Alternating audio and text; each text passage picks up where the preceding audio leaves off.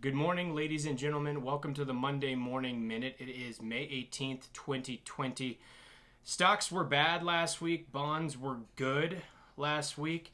U.S. stocks down a little over 1%, depending on which index you're looking at. International's down about 2%. Emerging markets down a little more than that. As you might expect, we saw bond yields fall.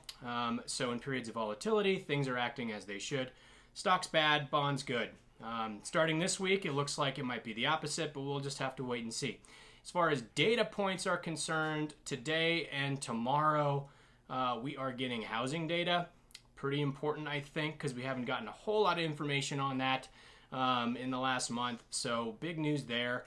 And then on Thursday, we're getting manufacturing data along with the all-important jobs information that we've been tracking in rate of change terms. Remember, hope is not an investment strategy. Have a wonderful week.